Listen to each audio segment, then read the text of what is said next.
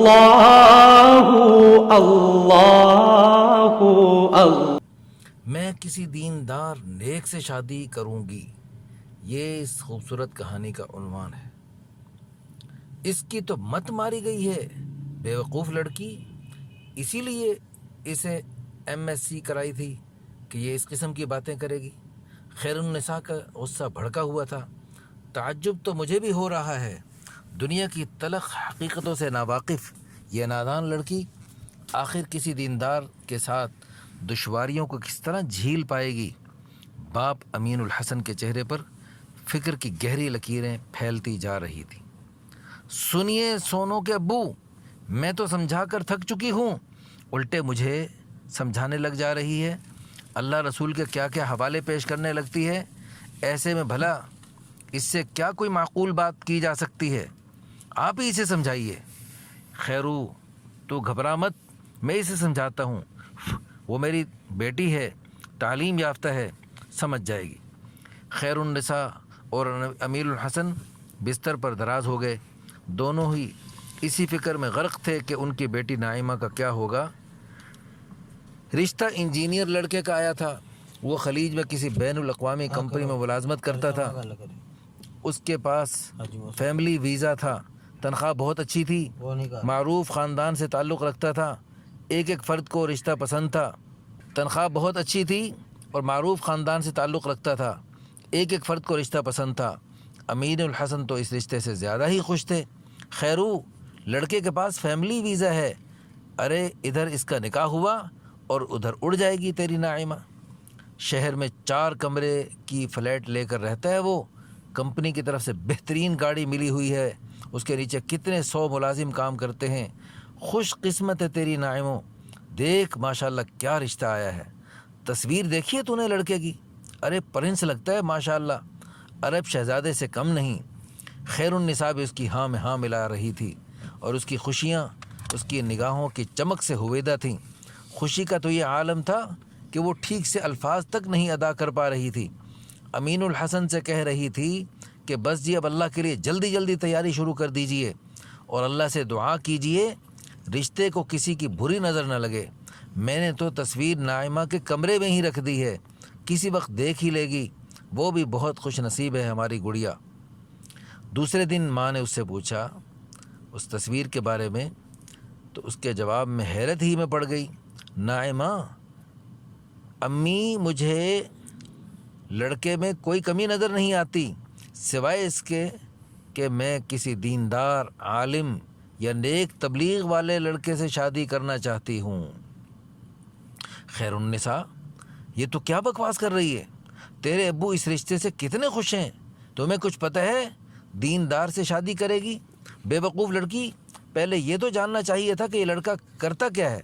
Engineer ہے، خلیج میں نوکری کرتا ہے، لاکھوں مہینے کا کماتا ہے، کتنے 100 ملازم اس کے انڈر کام کرتے ہیں، فیملی ویزا ہے اس کے پاس، 4 کمرے کا فلیٹ لے کر رہتا ہے، بہترین گاڑی ہے، اور یہ نائمہ، امی یہ سب ٹھیک ہے لیکن اس کے چہرے سے دینداری تو نہیں جھلک رہی، مجھے دیندار لڑکا چاہیے۔ خیر النساء، تیرا دماغ کھسک گیا ہے کیا؟ یہ کیا دینداری کی رٹ لگا رکھی ہے تو نے؟ اس کو چھوڑ کے تو 10,000 15,000 والے کسی عالم سے بندھنا چاہتی ہے؟ کیا کرے گا کوئی دیندار تیرے لیے؟ پاگل کہیں کی، کس نے تمہیں الٹا سیدھا سمجھا دیا ہے؟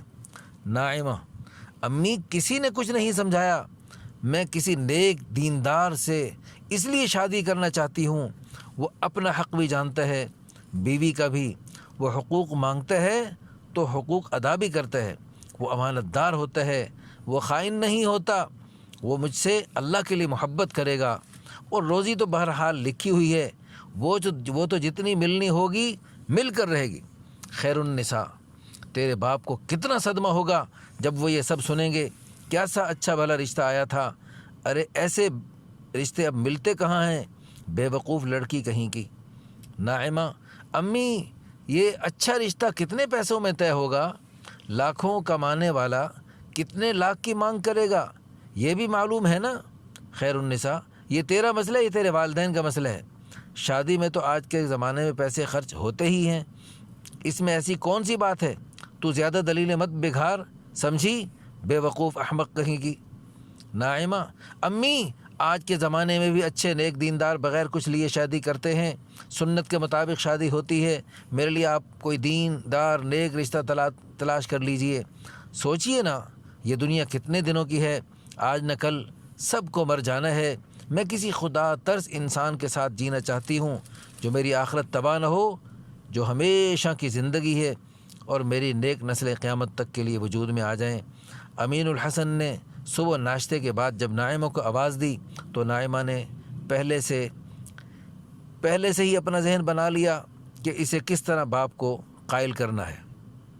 امین الحسن: بیٹا، ہم لوگوں نے آپ کے لیے ایک رشتہ دیکھا ہے، ہم سب لوگوں کو لڑکا پسند ہے۔ آپ کی امی بتا رہی تھیں کہ آپ… ناعمہ: ابو، مجھے کوئی اعتراض نہیں ہے، لیکن آپ اگر میری خوشی چاہتے ہیں تو میرے لیے کوئی دیندار عالم نیک شخص دیکھ لیجئے۔ میں جانتی ہوں کہ یہ سب سن کر آپ کو اچھا نہیں لگے گا، لیکن میں آپ سے پھر بھی یہی گزارش کروں گی۔ امین الحسن: لیکن بیٹا، نیک لوگوں میں بھی تو برے لوگ ہوتے ہیں، اگر کوئی غلط مل گیا تو نہ ملی دنیا اور نہ آخرت، خسارہ ہی خسارہ۔ ہم آپ کا برا تو نہیں چاہ سکتے ہیں نا بیٹا۔ ناعمہ: آپ صحیح کہہ رہے ہیں ابو، لیکن ہر جگہ شرح دیکھی جاتی ہے، ہو سکتا ہے کچھ دیندار برے ہوں لیکن زیادہ تر تو اچھے ہی ہوتے ہیں، اور پھر کیا ضروری ہے کہ میری قسمت میں کوئی برائی ہو۔ آپ اللہ پر بھروسہ تو کیجئے، میری دنیا بنانے کے چکر میں میری آخرت تو کسی بے دین کے حوالے مت کیجئے۔ امین الحسن لاجواب ہو گئے تھے، انہیں اپنی بیٹی کی بات میں جان نظر آ رہی تھی۔ وہ کوئی کم سن اور گنوار لڑکی بھی نہیں تھی، اعلیٰ تعلیم سے بہرہ تھی، 23 سال کی عمر کو پہنچ چکی تھی، وہ اپنی پسند اور ناپسند کا اظہار کر سکتی تھی، لیکن انہیں سماج اور خاندان کے لوگوں کا طعنہ ستا رہا تھا۔ وہ جانتے تھے کہ لوگ مذاق اڑائیں گے، باتیں بنائیں گے، اور انہیں سب کی باتیں سننا پڑیں گی۔ خیر النساء کو انہوں نے اب خود ہی قائل کرنا شروع کر دیا اور اس تلاش و جستجو میں لگ گئے، کوئی اچھا عالم نیک دیندار ملے تو اپنی بیٹی کی شادی کر دیں۔ اللہ کا کرنا دیکھیے، انہی دنوں شہر میں ایک دینی جلسہ ہو رہا تھا۔ ایک نوجوان عالم دین قرآن و سنت کے دلائل کی روشنی میں بیان کر رہا تھا۔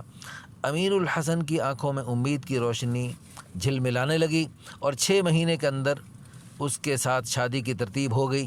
وہ ایک دینی ادارے میں تدریسی فریضہ انجام دے رہے تھے، وہی کوئی 15,000 کی تنخواہ تھی۔ شادی بڑے ہی سادہ انداز میں بغیر کسی رسم و رواج کے ہو گئی۔ ناعمہ کو ایسا لگ رہا تھا جیسے اس کے پاؤں زمین پر ہوں ہی نہیں۔ ویسے بھی وہ عالم شیروانی میں بہت حسین لگ رہے تھے، لیکن دوسری طرف خاندان کے لوگ مزے ضرور لے رہے تھے۔ چچا زاد بھائی امین الحسن سے کہہ رہے تھے، چلیے امین صاحب، پیسے بچانے کے لیے آپ نے اچھا قدم اٹھایا، دینداری کے ہر پردے میں یہ حرکت آسانی سے چھپ جائے گی۔ گاؤں کے مکھیا کا طنز تھا، مبارک ہو امین بابو، نہیں بھی تو 25-30 لاکھ کی بچت ہو گئی۔ ویسے شادی کے بعد اسی پیسے سے اس عالم کو کوئی بزنس کروا دیجئے گا۔ 2 مہینے بعد ناعمہ سسرال سے اپنے مائکے آئی تھی، اور وہ ایسے خوش تھی جیسے اسے زندگی کا سب سے بڑا خزانہ ہاتھ لگ گیا ہو۔ ماں کو اس بات کی خوشی تھی کہ بیٹی خوش ہے، یہ الگ بات ہے کہ اس کے اندرون میں خلش اب بھی موجود تھی۔ البتہ امین الحسن پوری طرح مطمئن تھے۔ باپ بیٹی کے درمیان باتیں ہو رہی تھیں، تبھی ناعمہ کے فون کی گھنٹی بجی۔ ادھر اس کے شوہر تھے، وہ موبائل فون لے کر کمرے میں چلی گئی۔ کچھ دیر کے بعد جب وہ باہر آئی تو اس کا چہرہ کھل رہا تھا، اس کی آنکھیں آنسوؤں سے تر تھیں، اور وہ کہہ رہی تھی، ابو، آپ کے داماد نے مدینہ منورہ میں ایک تحقیقی ادارے میں نوکری کے لیے عرضی دی تھی، وہ منظور ہو گئی ہے۔ 1.5 لاکھ تنخواہ کے ساتھ رہائش فری دی جائے گی، اور فیملی ویزا بھی ہے۔ ہم لوگ اگلے 6 مہینے کے اندر انشاءاللہ مدینہ شریف میں ہوں گے۔ خیر النساء امیر الحسن کو دیکھ رہی تھی، اور دونوں مارے خوشی کے روئے جا رہے تھے۔ لیکن امی یاد رکھیں، دنیا مقصود نہیں ہے۔ جو اللہ سے ڈر کر حضور اقدس صلی اللہ علیہ وسلم کے بتائے ہوئے طریقے پر زندگی گزارتے ہیں، دنیا ان کے قدم چومتی ہے۔ اللہ تعالیٰ کا فرمان ہے، وَمَن يَتَّقِ اللَّهَ يَجْعَل لَّهُ مَخْرَجًا وَيَرْزُقْهُ مِنْ حَيْثُ لَا يَحْتَسِبُ۔ جو اللہ تعالیٰ سے ڈر کر زندگی گزارے، اللہ تعالیٰ اس کے لیے راستے نکالتے ہیں، اور ایسے طریقے سے روزی دیتے ہیں جہاں سے اس کو گمان بھی نہیں ہوتا۔ مگر جو دنیا ہی کو اپنا نصب العین بنا لے، وہ آخرت کی نعمتوں سے محروم ہوتا ہے، اور دنیاوی زندگی بھی پریشان کن ہوتی ہے۔ تو اس واقعے سے سبق ملا کہ ہمیں دین کو مقدم رکھنا چاہیے، اور دین داری کو مقدم رکھتے ہوئے اپنے بچوں کا قیامت تک کے لیے جو نیک نسلیں وجود میں آنی ہیں ان کو مد نظر رکھتے ہوئے بچیوں کی شادیاں دین کو دیکھتے ہوئے کرنی چاہیے، کیونکہ یہود جو ہے وہ مال و دولت کے بل بوتے پہ شادیاں کرتے ہیں بچیوں کی، اور نصارہ حسن و جمال کو دیکھ کے شادیاں کرتے ہیں، جبکہ رسول اللہ صلی اللہ علیہ وسلم کی چاہت کے مطابق جو مسلمان ہیں وہ دین کو دیکھ کر شادیوں کو کرتے ہیں۔ اللہ پاک ہم سب کو دین کی سمجھ نصیب فرمائے، اللہ تعالی ہم سب کے بچوں کے مستقبل کو روشن فرمائے، اور قیامت تک نیک نسلیں وجود میں آنے کا اللہ پاک ہماری اولادوں کو ذریعہ بنائے۔ آمین ثم آمین، وآخر دعوانا ان الحمد للہ رب العالمین۔